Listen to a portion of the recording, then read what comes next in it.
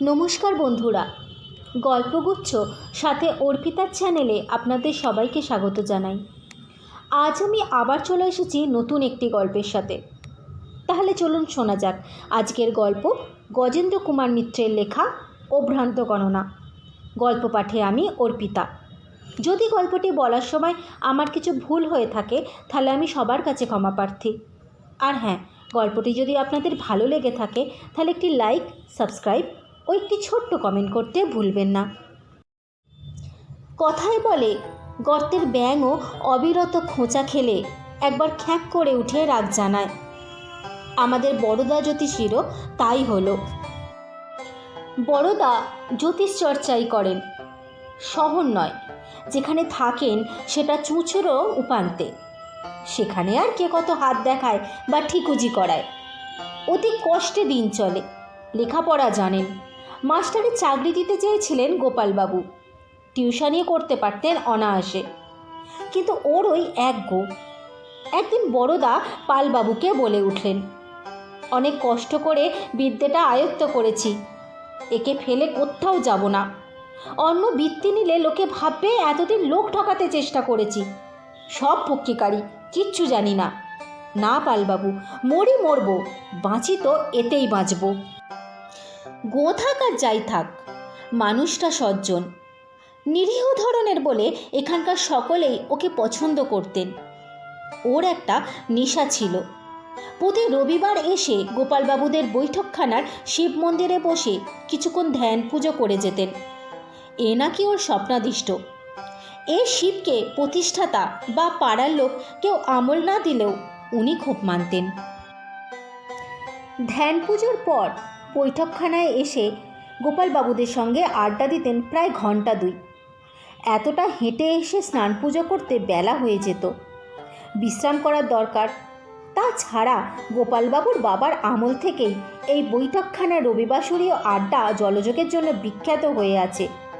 6খানা করে লুচি, কপি বা আলুর তরকারি, পটল কি বেগুন ভাজা, তার সঙ্গে যে কোনো একটা ভালো মিষ্টি এবং ঘন্টায় ঘন্টায় চা। এ তো রাজরাজার বাড়িতেও মেলে না। গোপাল পালের ঠাকুরদা উদয় পাল কোনো বিলিতি ফার্মের মুচ্ছিদিগিরি করে বিস্তর পয়সা করেছিলেন। অনেক টাকা পয়সা উড়িয়েও যা ছিল, ছেলে পঞ্চাননের পক্ষে যথেষ্ট। পঞ্চানন লেখাপড়া বিশেষ শেখেনি। 5 ভূত সব লুটে নিয়ে ছেলেটাকে পথে বসায়। তাই সে গঙ্গার কাছে বড় রাস্তার ধারে অনেক টাকা খরচ করে যে পৃথক বৈঠকখানা বাড়ি করেছিলেন, তারই পাশের ফালিপানা জমিতে একটি শিব মন্দির করে সব সম্পত্তি দেবাত্তর করে দিলেন। ছেলে রইল বংশ পরম্পরায় সেবায়িত মাত্র। দলিলে সই করে নাকি হেসে বলেছিলেন উদয়পাল, হ্যাঁ, লোকে মূর্খ ছেলে রেখে গেলে বলে বৈঠকখানায় শিব স্থাপন করে রেখে গেলুম, হ্যাঁ, তা আমি 2 অর্থে তাই করলুম। কিন্তু পঞ্চানন মূর্খ হতে পারে, কিন্তু বোকা তিনি ছিলেন না। টাকা না উড়িয়ে একটা চাকরি জুটিয়ে নিয়েছিলেন। এদিকে নানা ব্যাপারে বেশ কিছু উপার্জন করে গেছেন জীবনভর। এখন গোপাল সে আয়ে সুখেই দিন কাটাচ্ছেন। গোটা 2 ফেরিঘাটের ইজারা, কিছু জমিদারি, গোটা 2 বাজার এবং কর্তাদের রেখে যাওয়া কিছু শেয়ার ও কোম্পানির কাগজে যা আয় হতো তা সচ্ছলে ও স্বচ্ছন্দে চলে যাবার পক্ষে যথেষ্ট।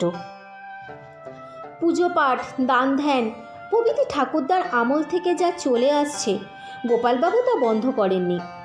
এই সাপ্তাহিক আড্ডাটিও এই ঐতিহ্যের অন্যতম। গোপালবাবু প্রায় প্রতি রবিবারই উপস্থিত থাকতেন। কদাচিৎ কোনো কাজে না থাকতে পারলেও আড্ডার অঙ্গহানি ঘটত না।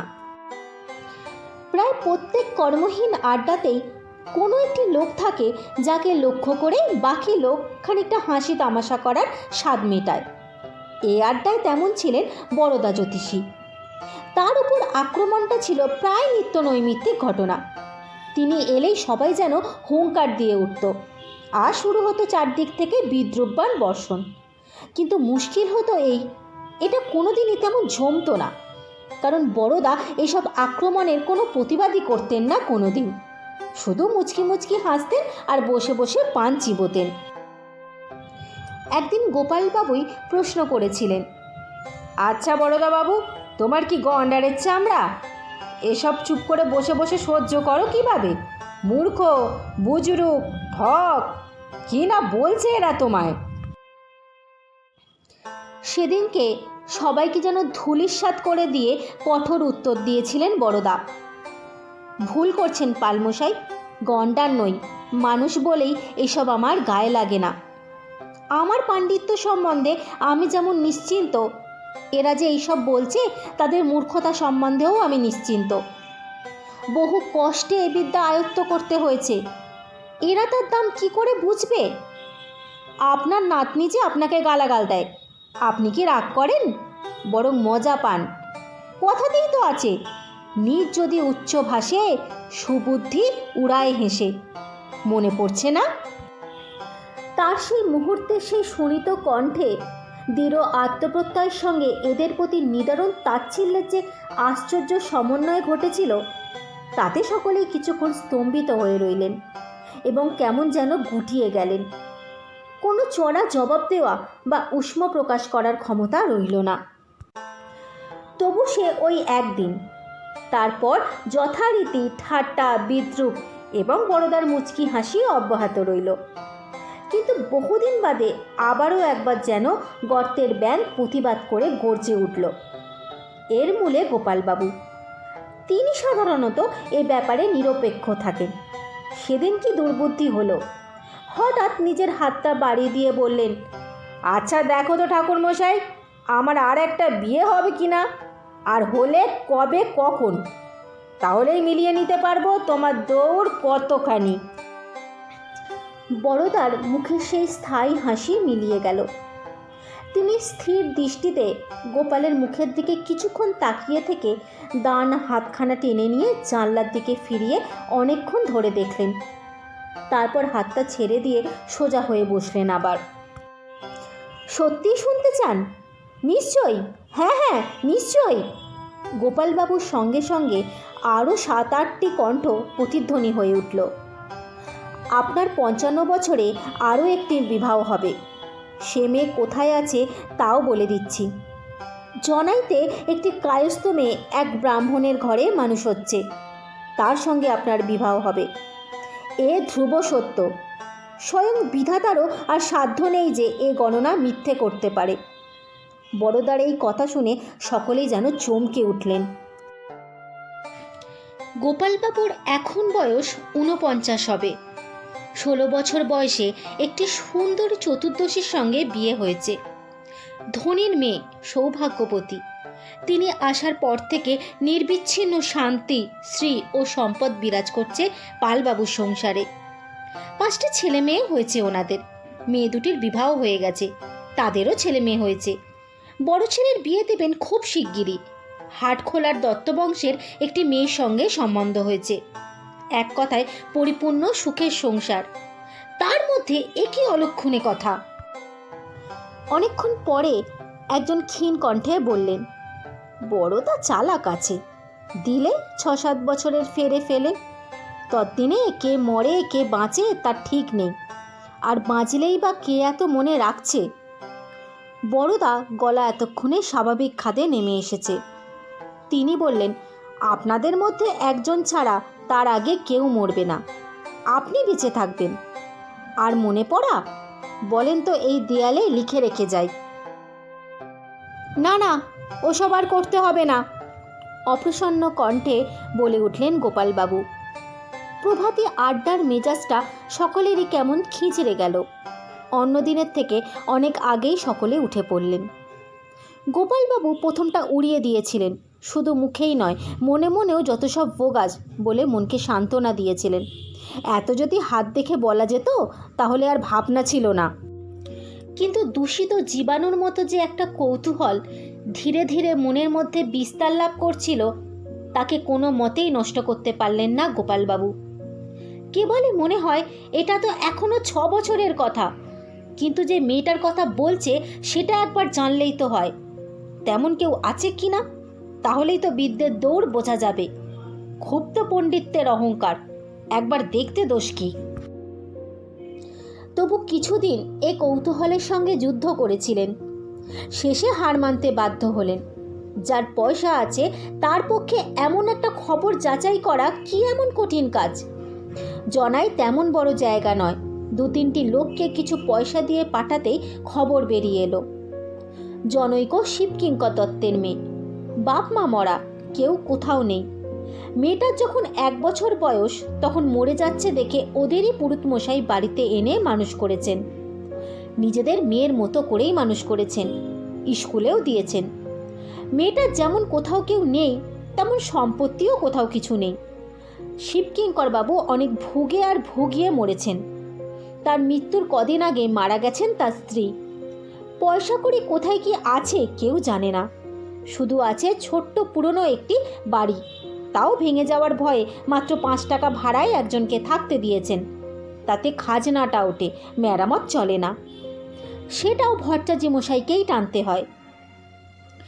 মেয়ের বিয়ে দেবেন কে দিয়ে তা নিয়ে এখন থেকে চিন্তিত ভট্টাচার্য মশাই।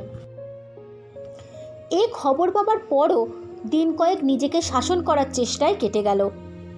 তারপর একদিন ইনকাম ট্যাক্স অফিসের নাম করে বেরিয়ে জনাই যাত্রা করলেন। খুব ভালো করে সেজে গুজে যেতে পারলেন না, এই দুঃখ। সিল্কের জামা আলমারিতে অগুনতি, তবু সেই কড়া মারের কফ দেওয়া শার্টের ওপর কোট চড়িয়েই যেতে হলো।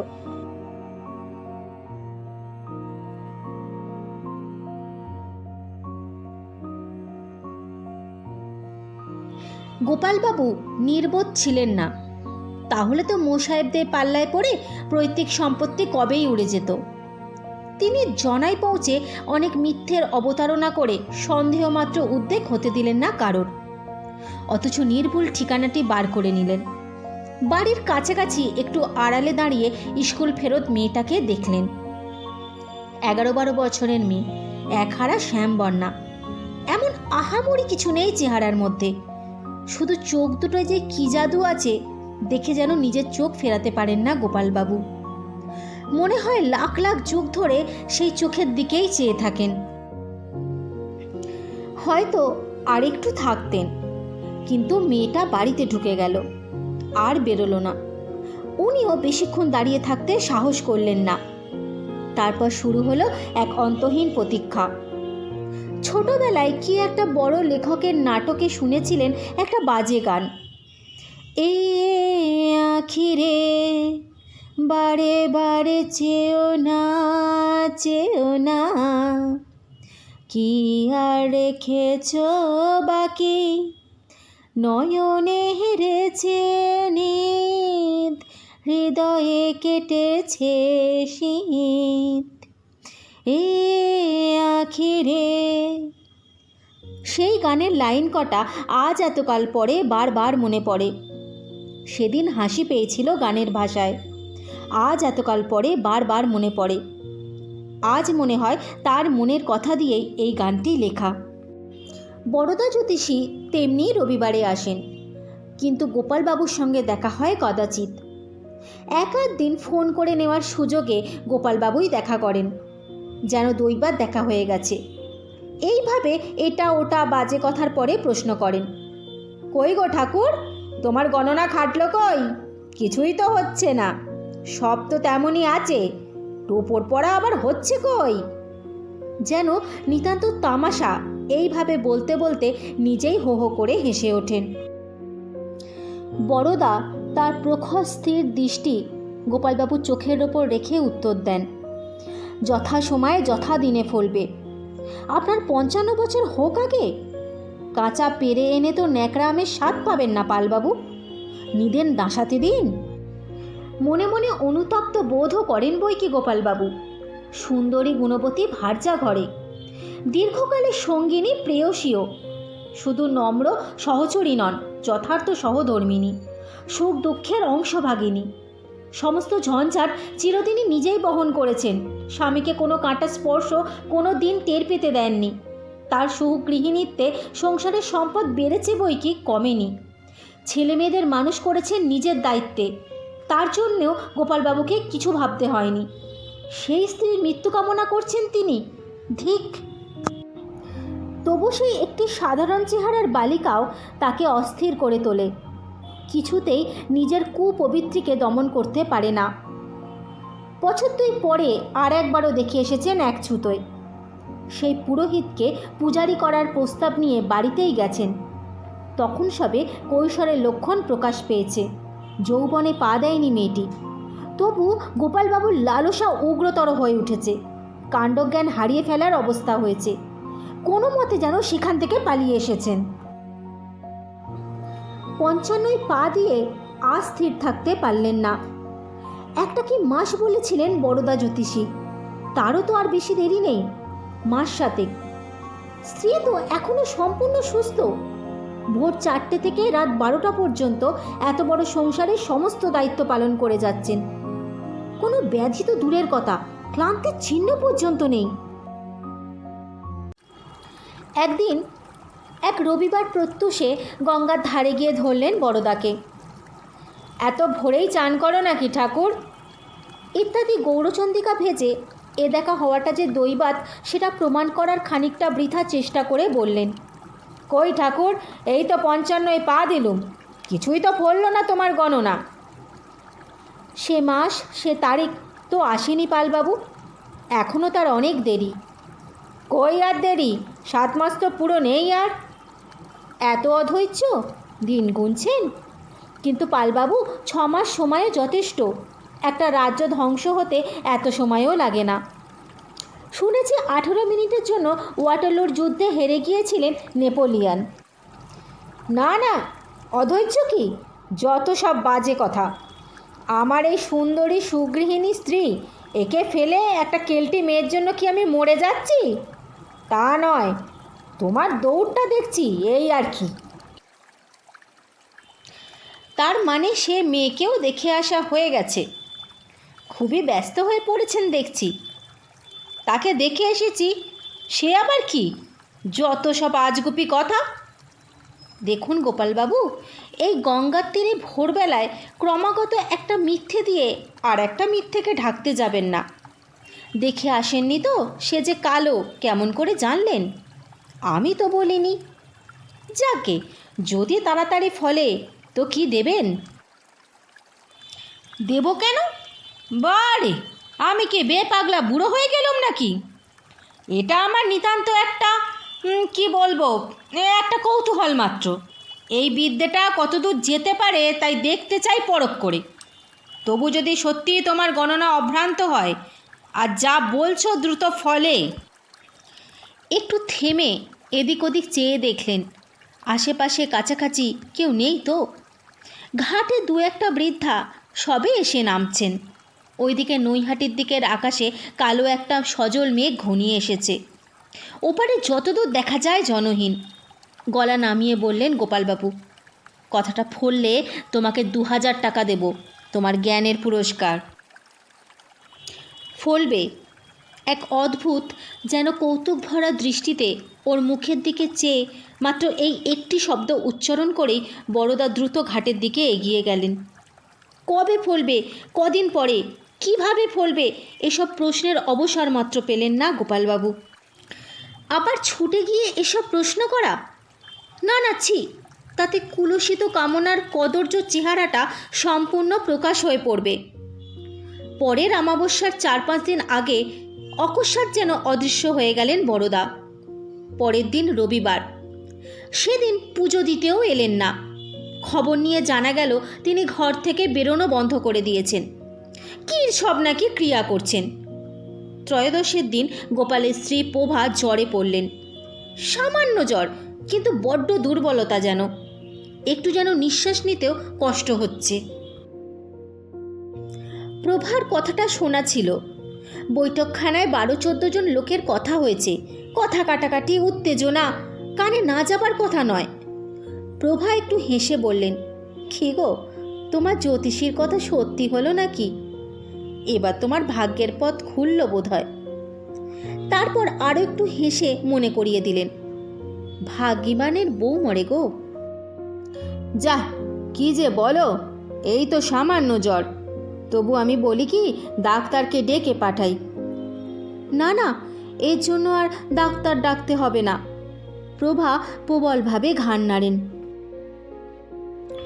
তবু গোপালবাবু ডাক্তারকেই খবর দেন শেষ পর্যন্ত।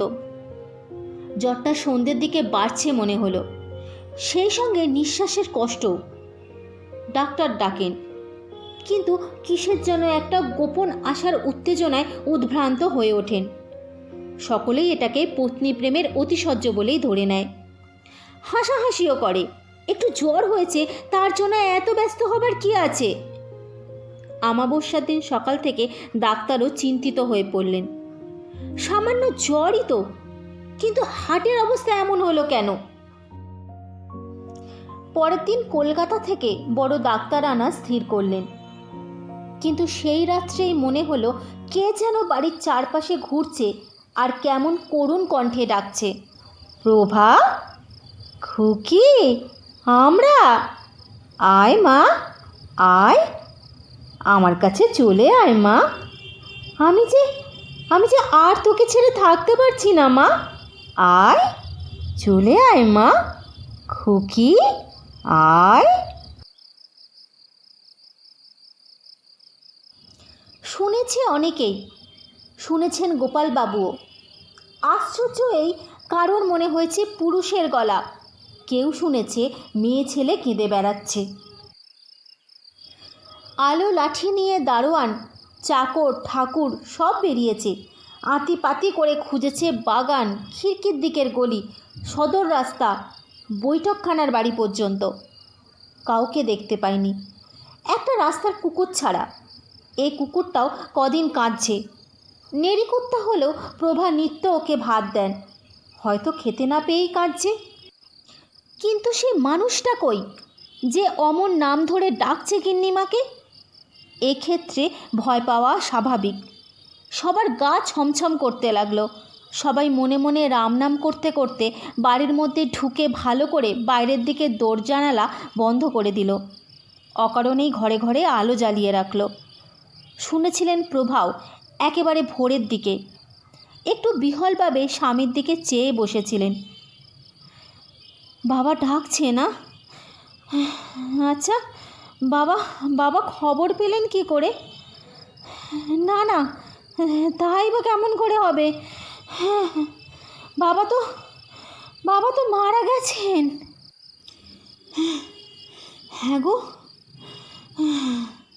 তাহলে কি আমি মারা যাচ্ছি?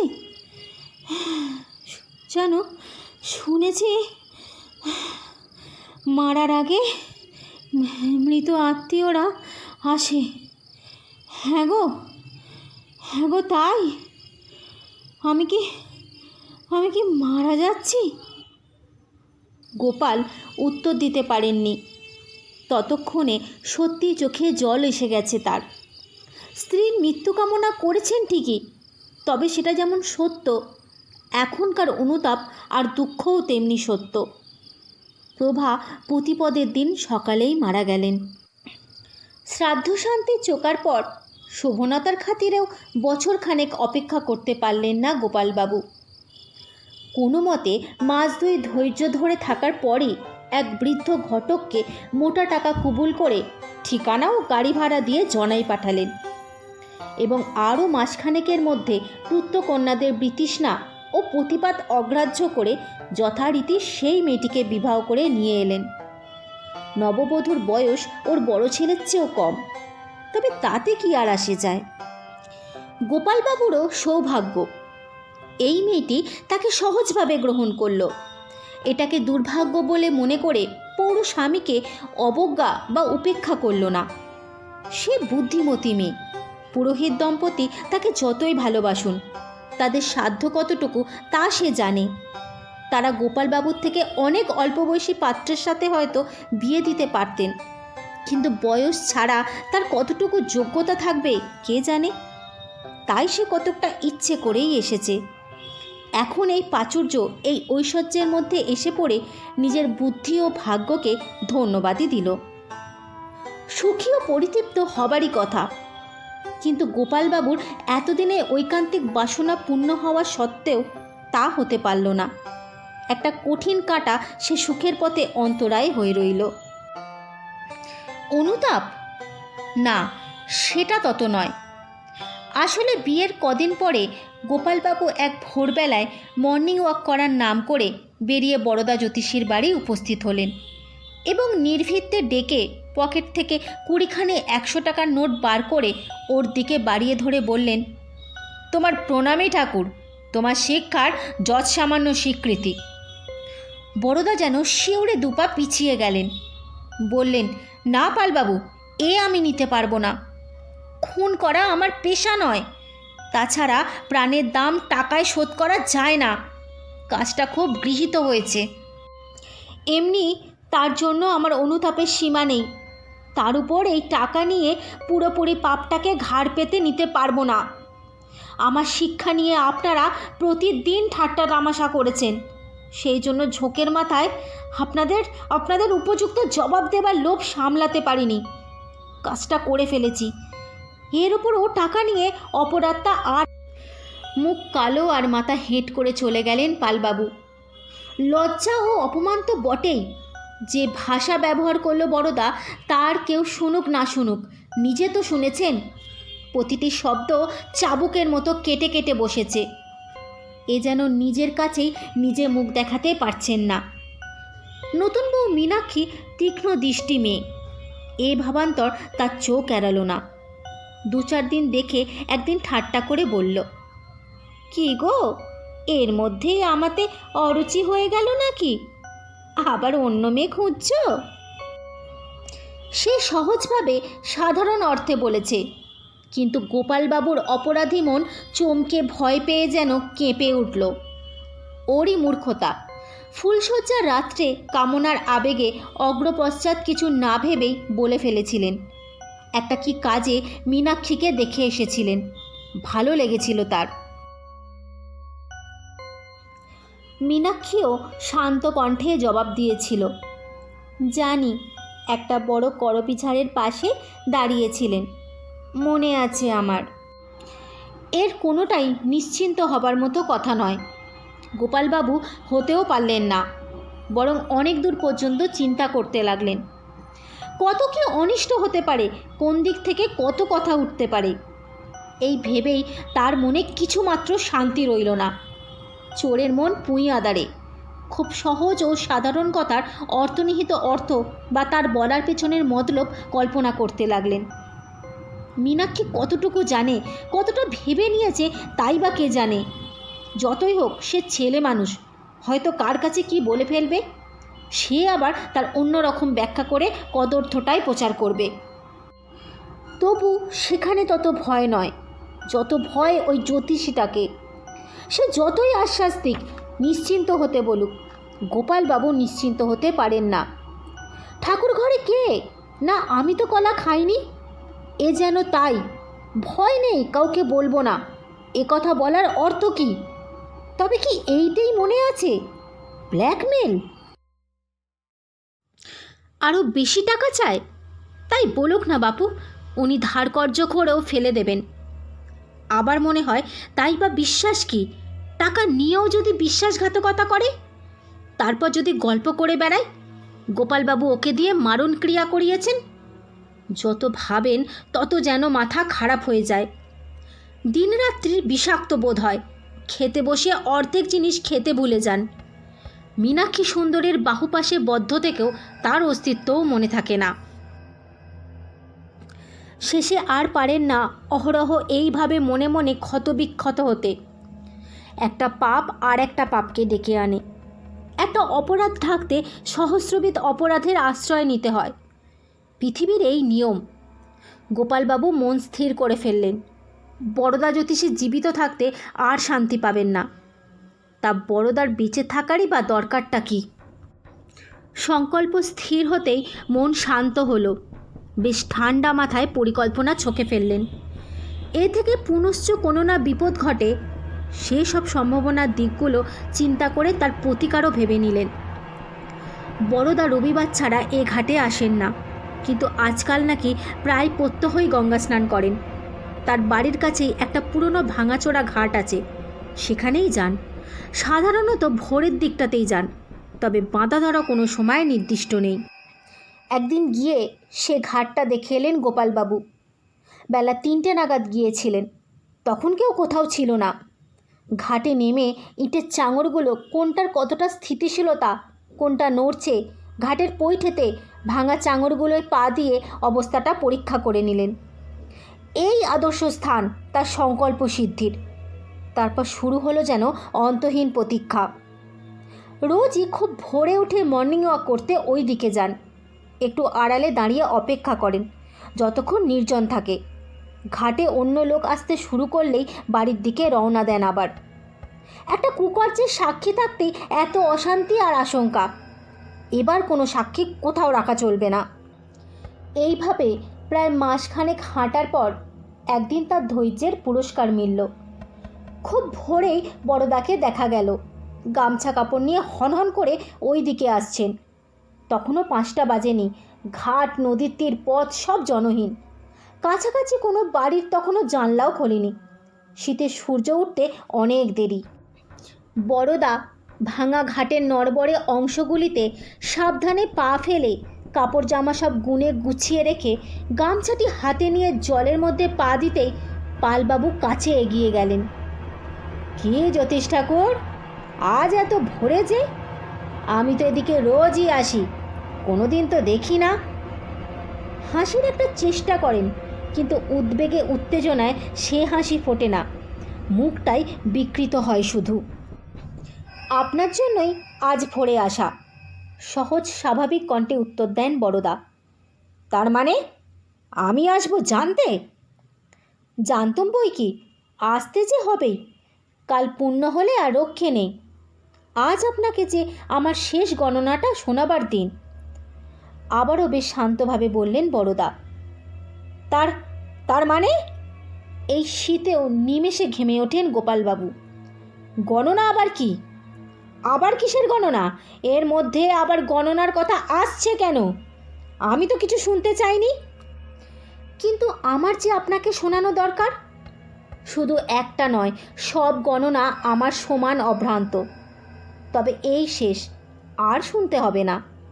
আজ এইখানে এই সময় আপনার অপঘাতে মৃত্যু। আমার গণনা করাই আছে, আর সেটাই ফলবে। নিদারুণ একটা আতঙ্কে আর হিতাহিত জ্ঞানশূন্য ক্রোধে গোপালবাবু একেবারে যেন পাগল হয়ে উঠলেন। আতঙ্কই বেশি। মনে হলো এই আবছা কুয়াশার মধ্যে যে লোকটা দাঁড়িয়ে হাসছে সে মানুষ নয়, কি একটা নাম না জানা ভয়ঙ্কর জীব। বইয়ে পড়া অক্টোপাসের মতো চারিদিক থেকে এখনই জড়িয়ে ধরবে, টেনে নিয়ে যাবে মৃত্যুর অতলান্ত সমুদ্র গর্ভে। তিনি অন্ধের মতো, পাগলের মতো তরতর করে নেমে আসতে চাইলেন ওই জীবটার দিকে, 2 হাত প্রসারিত করে। মরতেই যদি হয় তার আগে টুটি টিপে ওকে মারবেন। গোপালবাবু দীর্ঘকায় মানুষ, ওটা তো এইটুকু মশার মতোই। কিন্তু কাল পূর্ণ বুঝি সত্যিই হয়েছিল। এত যে হিসেব, এত যে সতর্কতা। আগে এসে এখানকার প্রতিটি ইট, প্রতিটি গাঁথনির বড় বড় চাঙড়গুলোর অবস্থান আর স্থিতিশীলতা দেখে গেছেন। কোনটা কতখানি নড়বড়ে, কি ঢকঢক করছে, সেসব কোনো কাজে লাগলো না। অন্ধের মতোই নাবছিল বলে ওদিকে নজর ছিল না, হুঁশও ছিল না। সিঁড়ির একটা ভগ্নাংশ আগেই দেখে গেছেন, অত্যন্ত বিপজ্জনকভাবে প্রায় শূন্যে ঝুলছিল। তার নিচেকার অনেকটা অংশ ভেঙে গঙ্গা গর্ভে চলে গেছে অনেক দিন। এটারও মূল গাঁথুনি ফেটেছিল। এখন একবার হঠাৎ ওর ভারী একটা পা পড়া মাত্র সেটা খসে পড়ল।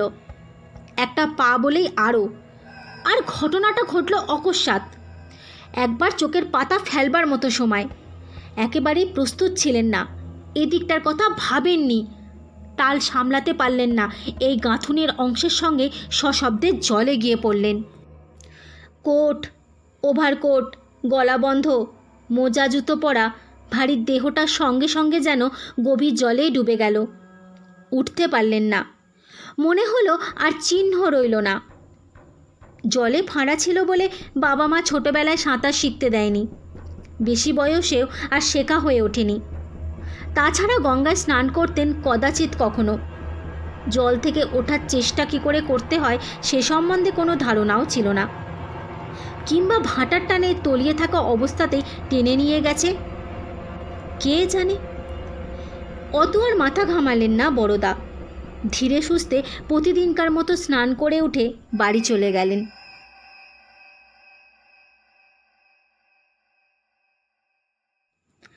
আজ আমার গল্পটি আমি এখানেই শেষ করছি। আশা করি এই গল্পটি আপনাদের মন ছুঁয়ে গেছে। আপনাদের সঙ্গে দেখা হবে আমার আবার নতুন একটি গল্পের সাথে। আর আমার সঙ্গে এতক্ষণ সময় কাটানোর জন্য আপনাদের সবাইকে ধন্যবাদ।